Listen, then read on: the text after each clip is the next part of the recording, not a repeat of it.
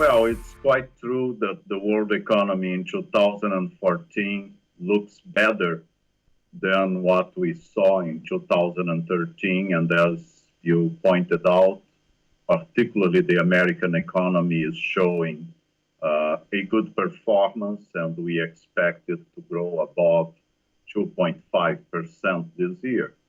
The Eurozone is still facing many challenges, and although it's out of the recession on average, probably it will grow between 0.5 and 1%. It remains true that particularly in the periphery of the Eurozone, countries like Greece, Spain, and also Ireland and Portugal still face major challenges. So what is new in 2014 is that the geopolitical considerations are becoming much more significant, and these are very hard to predict how they are going to impact the economic prospects. So in short, we see an economy in which emerging economies continue to have a good pace of growth, but they have decelerated vis-a-vis the last 3-4 years. And industrialized countries are growing faster, but we also see changes in their monetary policies that, of course, will affect emerging economies. The big question mark is what will happen in the geopolitical sphere, be it the tensions between Russia and Ukraine, and the potential implications of economic retaliation from the West. Well, no doubt the price of energy, oil, natural gas are very sensitive to these geopolitical tensions. And it's hard to predict, but if we see the continuation of frictions between Russia and Europe and the United States in particular, most likely we are going to see problems with respect to the supply of natural gas and implications for price, particularly in Europe.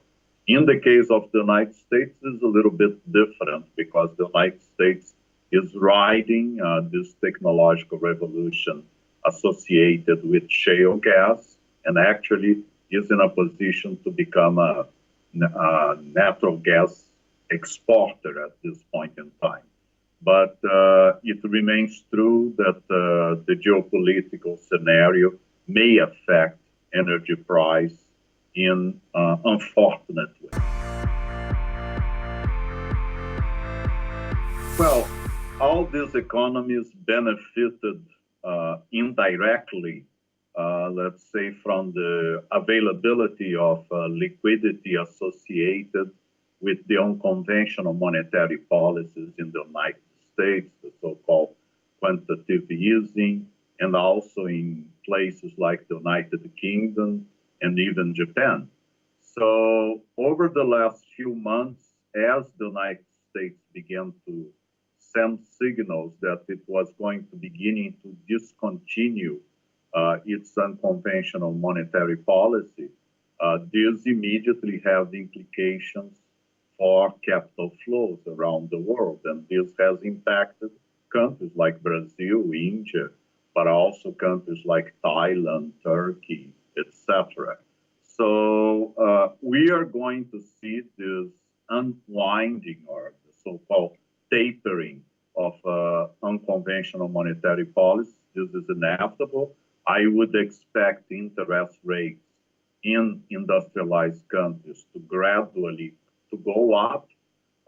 At the same time, most of these economies nowadays have a much better position to deal with these external shocks, be it because they have flexible exchange rates, be it because they have accumulated significant reserves.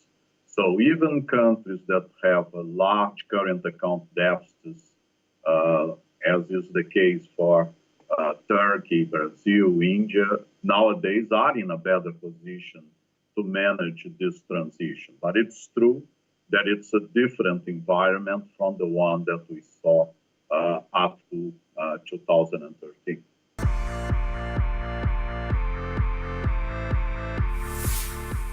Well, two different things here. First, with respect to mega sporting events like the World Cup, football, or the Olympic Games.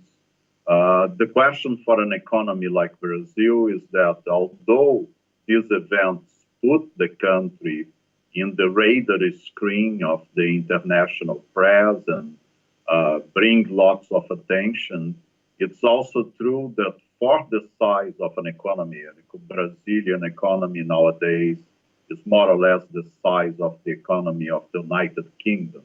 So we are talking a $2.3, $2.4 trillion economy.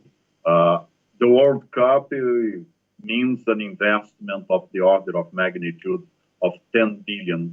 So, of course, it's a significant investment at the level of the cities where the new stadiums are being built and investments in infrastructure are happening. But it's a drop in the ocean in terms of the overall size of the economy. So the mega sporting events are more a marketing device that, if properly utilized, may be useful. And if they are synchronized with, let's say, urbanization plans, as was the case, for instance, in the context of Barcelona during the Olympic Games in the 1990s, this may have a significant positive legacy effect. But typically, the costs are much bigger than the benefits. In the end, it's a big party. So this is with respect to the mega sporting events. With respect to the BRICS, well, as always, these acronyms, when they are timely, they have an impact. So when Jim O'Neill, Goldman Sachs, came with this acronym in the early 2000s, it was exactly the moment that the BRICS, particularly led by China and India, in terms of rates of growth, had a significant impact in the world economy and became a motor of growth, particularly after 2008, being responsible for more than 50% of the growth rate of the world economy. Now, nowadays, these economies have decelerated significantly, and this is natural. Once you go through the quote-unquote easy stages of catching up in the process of development, typically your economy is going to decelerate. But still, they are going to grow at a much faster pace than OECD economies. It's just that they are not going to have the kind of dynamism that we saw in the early 2000s with China in double-digit growth and India very close to that. So what we are seeing is this transition, but it's still the BRICS, and by this I broadly mean the emerging economies, will continue to catch up over the long term because they have a series of advantages in the process of catching up, as long as they have the proper macroeconomic policy, as long as they can adjust their policies vis-a-vis exogenous shocks, and as long as geopolitical crises don't step in, which, of course, may derail this process.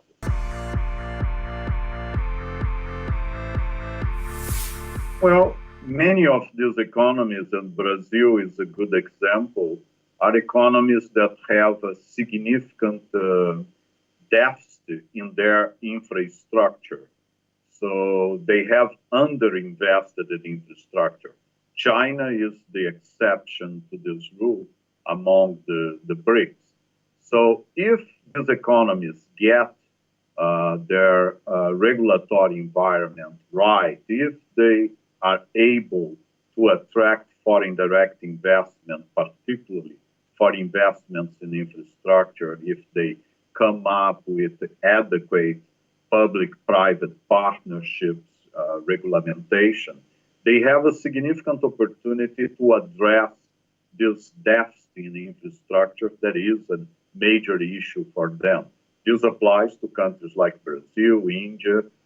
For instance, in the case of India, all the efforts with respect to food security are going to have not the expected outcome if a significant effort with respect to better transportation, better storage of food is not done in parallel with the government efforts in this area. So these are some of the opportunities. It is also an interesting year from a political point of view, countries like India and Brazil going through major elections. So there are opportunities, but there are also many challenges.